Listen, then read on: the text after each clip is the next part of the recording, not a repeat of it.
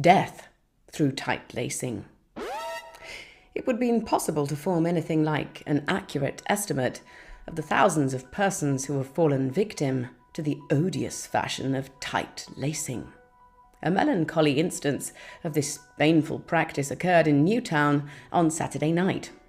Dorothea, the eldest daughter of Vincent Postlethwaite, Esquire, a highly respectable and wealthy merchant of Newtown, died suddenly at a ball given in her father's house.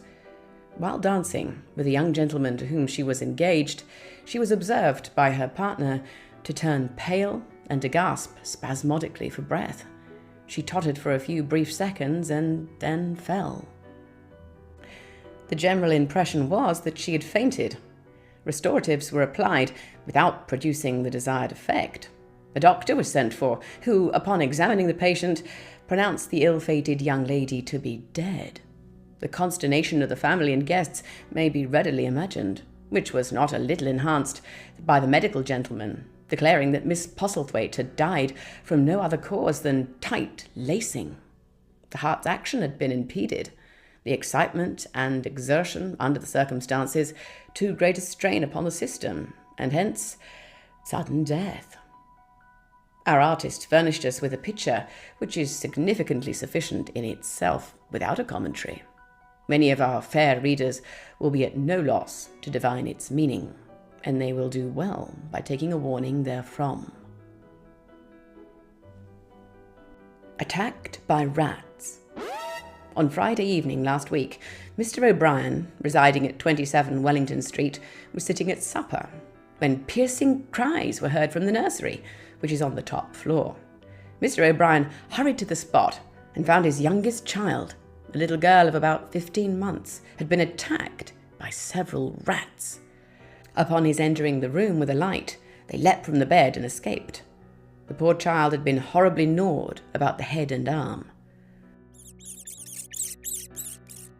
Passing out from the lobby to call his dog, which was in the next room, Mr. O'Brien saw a swarm of rats mounting the stairs, not at all daunted by the appearance of lights. The dog, however, soon put them to flight. The poor child's arm was much swelled and discoloured. She was at once removed to King's College Hospital.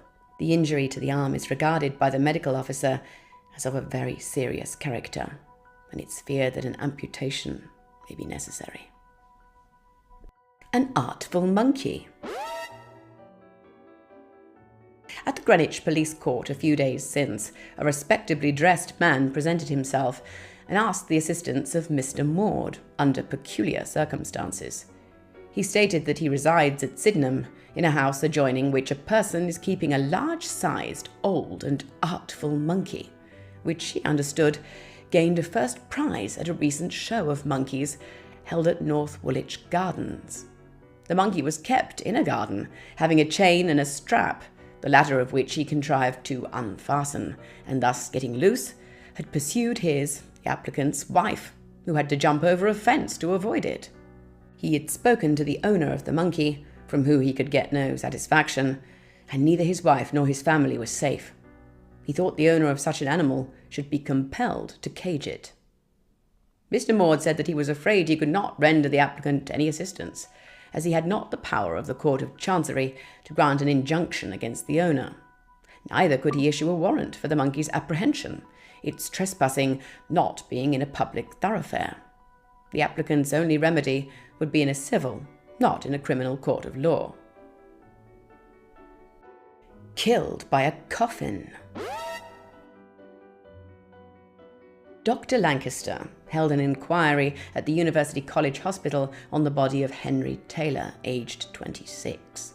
The evidence of Mr. E. J. Redding, an undertaker's foreman, and others show that on the 19th of October, the deceased was engaged at a funeral at Kensal Green Cemetery.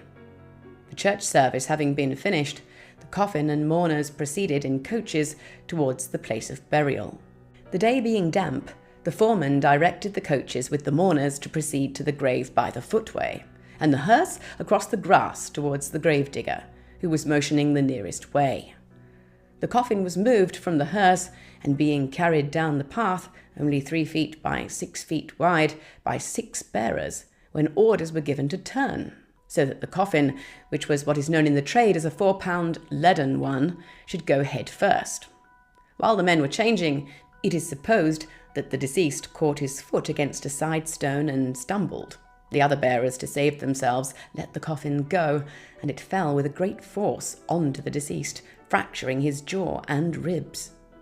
The greatest confusion was created amongst the mourners who witnessed the accident, and the widow of the person about to be buried nearly went into hysteria. Further assistance having been procured, the burial service was proceeded with, whilst the deceased was conveyed to surgery and ultimately to the above-mentioned hospital, where he expired on the 24th of October. The jury recommends that straps should be placed around coffins, which would then prevent such accidents. Verdict: accidental death. An old man's affection for his dog. At the Suffolk Police Court the other day, Morris Day, a feeble-looking old man who carried a small black dog under his arm, appeared before Mr. Shell on a summons for keeping a dog without a licence. Police Constable 45M stated that he saw the dog wandering at large without a muzzle in Barford Street, Bermondsey, and found that it belonged to the defendant, who had no licence for the animal. In answer to the magistrate, the defendant, who burst out crying, said, "I've had this little dog 18 years, and I've paid the licence for it as long as I could. I have lately had an attack of paralysis, and I've not earned any money, so I've not been able to pay for the licence." Why don't you part with the dog? I don't like to part with it after having had it so long. The little dog does nobody any harm.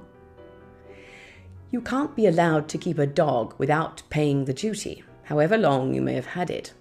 You're fined 7 shillings and 6pence, or 7 days.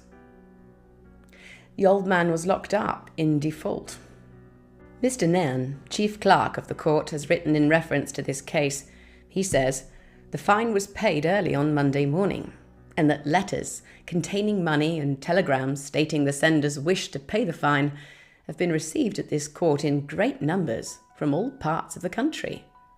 During the day, upwards of 30 ladies and gentlemen attended the court with the object of paying the fine. Amongst the applicants were several ladies and gentlemen of title, one of whom went to the dog's home at Battersea and restored the dog to its owner, after paying the licence for the ensuing year.